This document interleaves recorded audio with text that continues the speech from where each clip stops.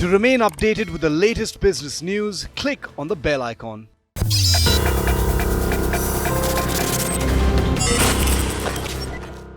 Sabeer, great to have you with us on Tech Today. Now, back in the day, you came up with Hotmail in a Web 1.0 world. Then we saw how Facebook and Google dominated a Web 2.0 world where we became the product, right? With all this talk about crypto, the metaverse and NFTs, are you a believer in what everyone seems to be calling Web 3.0?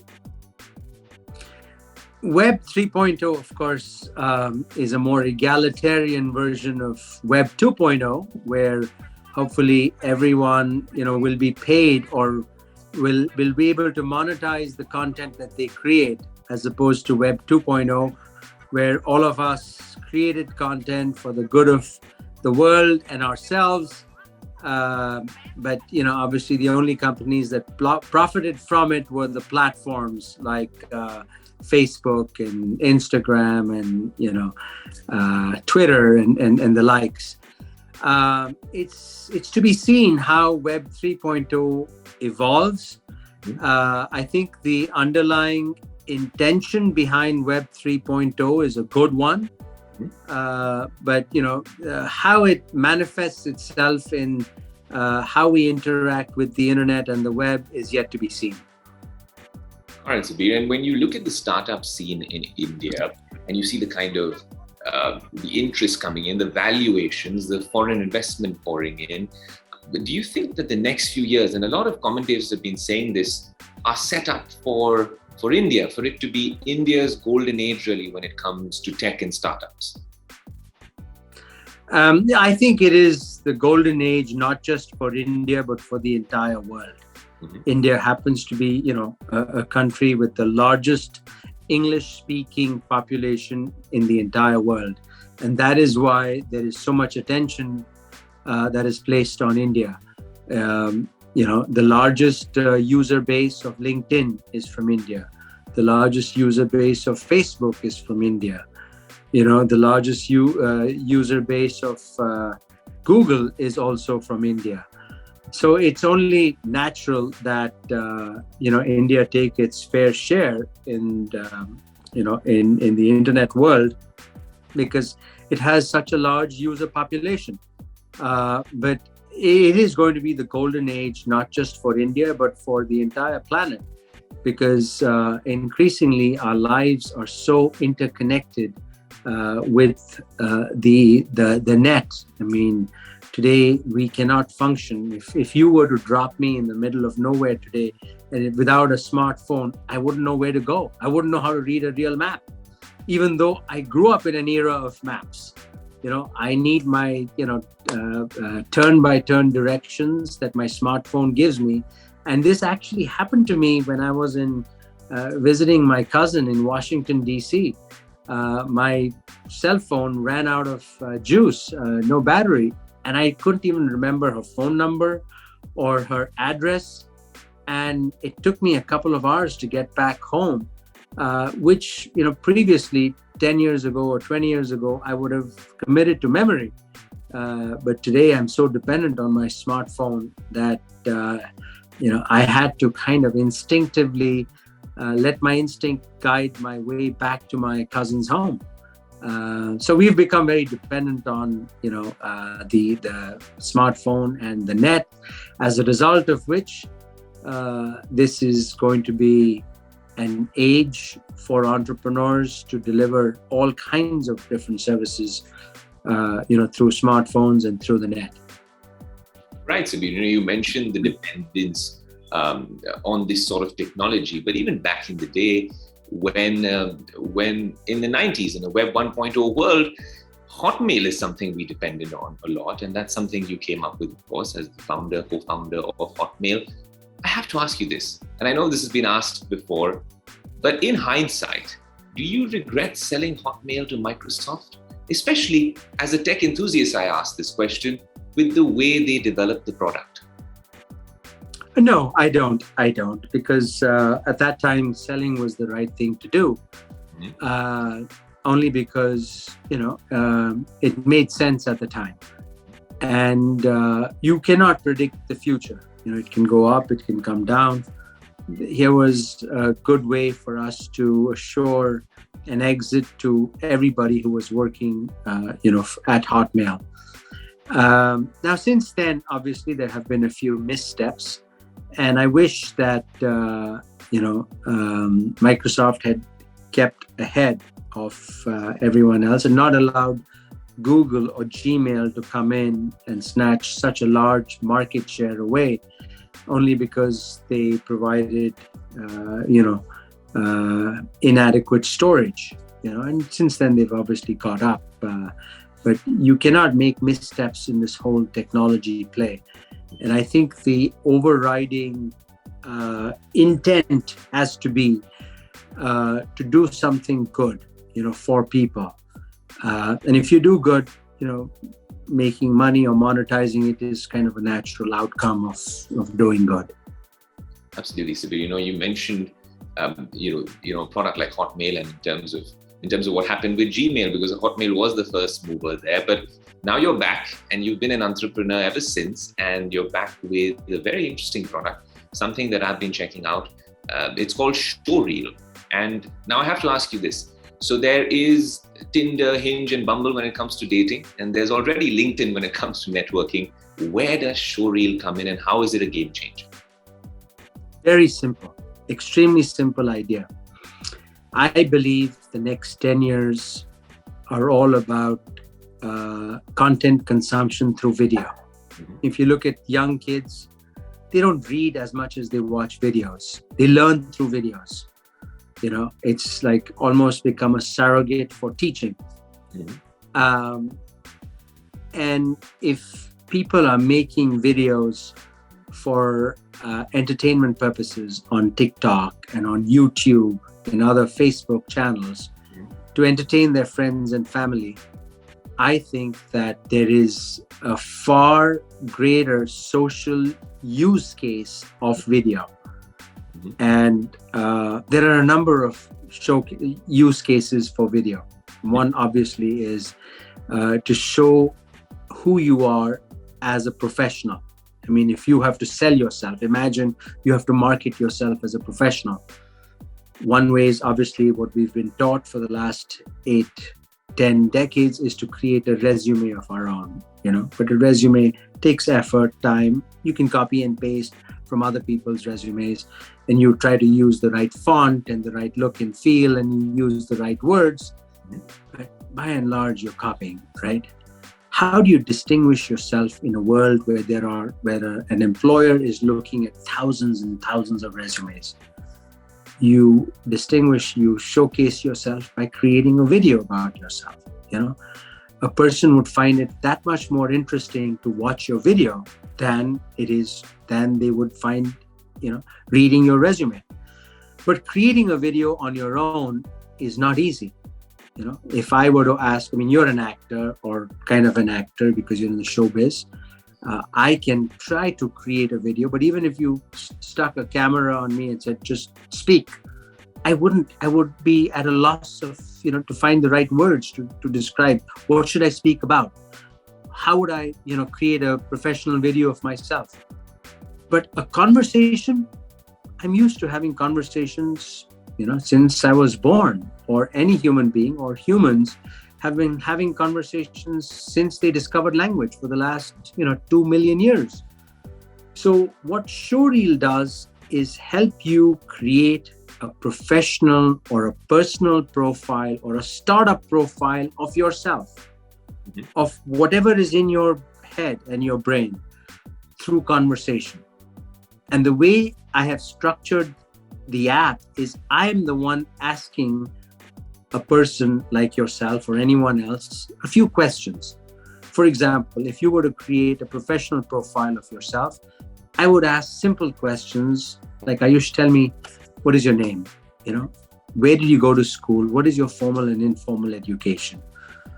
Describe your professional career in your own words.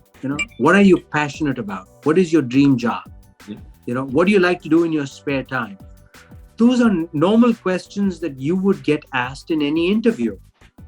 And from the conversation, the app itself creates a showreel of our conversation, that becomes a surrogate for a professional video CV, or a surrogate for a personal CV. If you're looking for a life partner, you send them a video CV of yours, right? Why would you want to send them just a picture and some content? Let's do it through video. Same thing with a startup. If you've got a startup idea, you want to send your pitch, instead of sending a pitch deck to a potential investor, send a little conversation with me where I'm asking you questions that are relevant to your startup. Now, this I think has tremendous other offshoots as well. We're already thinking of the health potential of this. Imagine if I could ask you a few questions about your health and give you a report card on your health. And if I were a doctor doing that, it'd be useful to you, useful to the planet. That's the whole thing. Use of video for useful causes. That, in a nutshell, is what Showreel is about. Fantastic, Sabeer. And that's something that the focus on video has been immense over the last few years. And this is an interesting take on the video space, on networking as well. But that's a lot of data that you're talking about. So I hope that the data is safe with you.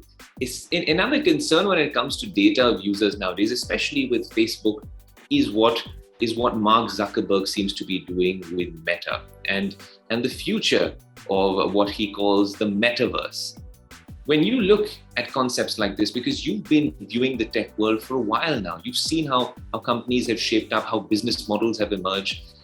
Does it worry you a little bit? Because there's a bunch of millennials and Gen Z who are already preparing how to protect themselves and preserve their identities in what will be the eventual metaverse. Yeah, no, I think identity is a big thing. So one of the first things we do is your data is owned by you. We are just helping you create useful data about yourself that you can use to help market yourself, to help find a better job, to help find a partner in life, to help get funded if you're a startup. It's as simple as that. Or if it's in the health domain, it is to help you understand your own personal health better. So I think on our front, we are very, we're very certain that whatever we are doing is to help you. It's not to monetize your data in some devious way or this and that. We want to protect your privacy, obviously. Now, speaking of the metaverse, I think, like I said before, metaverse is, I think, as a concept, it's very good. It's egalitarian. It is, in its intention, it tries to say that rather than us monetizing your data, you can monetize it yourself. And maybe using blockchain and cryptocurrency, maybe you can get paid for your own content that you're creating. Today, you're creating to keep track of your friends or your family, or to increase your networking capability on LinkedIn. But other companies, the platforms are profiting from it, And I think it's trying to shift the power back to the individual. So I think in its intention, it's good. How it plays out, how it becomes a reality, only time will tell. And, I have an instinct, but I don't know how it will actually, play out. And whatever it does, we have to be ready for it, because that's the beauty of the internet, that there is new ideas and, new kind of energy that comes around every few years. But what does that intuitive thought, the instincts say? Are you bullish on something like this, a concept like this? It's a concept. I have to see some real nuts and bolts uses and, software that actually convinces me. So I'm waiting like everybody else. Okay. Something that we're all really waiting on, and you mentioned blockchain and crypto. I'd love to get your views on that too, Sabeer. Out here in India, there's a lot of chat about regulating that space. In fact, the government's likely discussing that in the winter session of Parliament as well.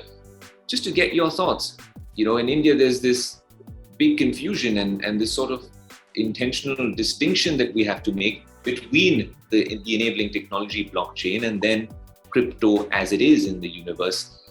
Do you think that this is a space that needs regulation, especially in a country like India? I think so. I think because blockchain is great technology in that it is a distributed kind of database that uses anonymous computers to store data which otherwise would have been stored in central computers. So in that sense, you have there is a lot of anonymity that you can do with transactions. However, when you think of the use cases of what crypto is for, I am afraid, and I'm sorry to say that I don't see a use case other than money laundering. I mean, if that's the end game of people, then I think the government should shut it down. It's because it's like, helping the bad guys store and, squirrel away their wealth, which is not the purpose of all society. So in that, I think I'm with Charlie Munger, who said that, crypto should never have been invented in the first place. It's like, it's not good for society.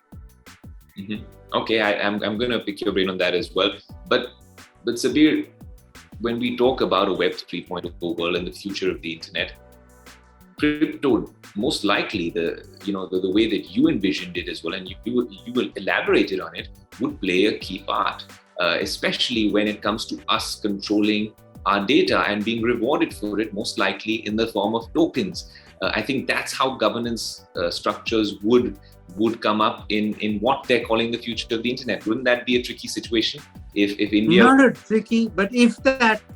See, once again, that's a pipe dream. Mm-hmm.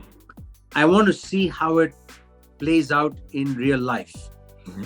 If it does, and if crypto becomes the use of the digital currency to reward us for the content we create somehow by people, then I think that's a good use case for crypto.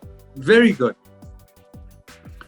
Like I said, I don't see a good use case today, especially when crypto has tried to move from the digital world into the real world, where you can pay for coffee using cryptocurrency, or do this, or buy things using cryptocurrency, and easily convert from crypto to dollars or rupees or whatever else you want to do it.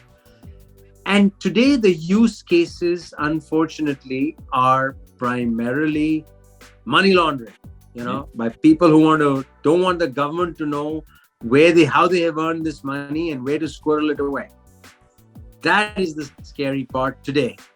And, that is what I'm saying, that till I see a great use case in use of crypto, I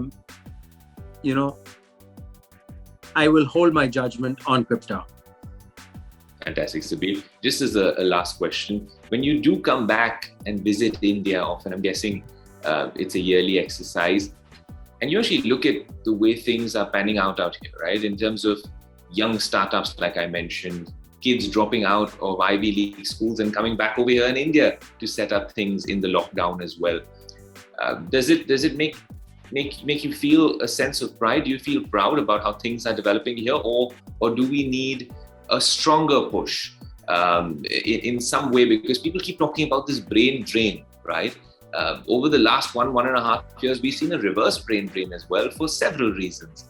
What are your thoughts on that? I'd love to get your thoughts on that, especially given your journey and the way you traversed it over the years. India has great opportunity, no question. Like I mentioned, there is so much work on there to develop the country. The digital economy, the physical economy, the infrastructure of the country, processes, uplifting so many people out of poverty and bringing them into mainstream. So all of these are great efforts. Like I said, if people wish to come back and use their the skills that they have learned in Ivy League schools or in the West to make India a better place, by all means, they should be, that's great, fantastic.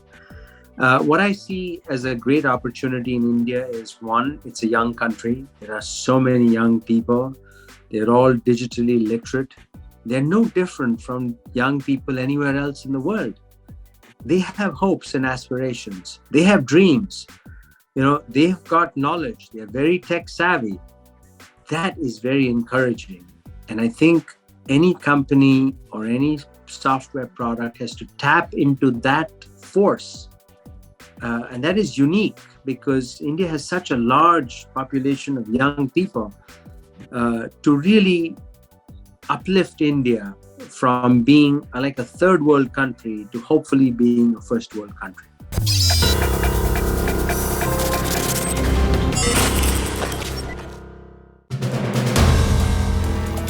If you like the video, do like, comment, share and subscribe.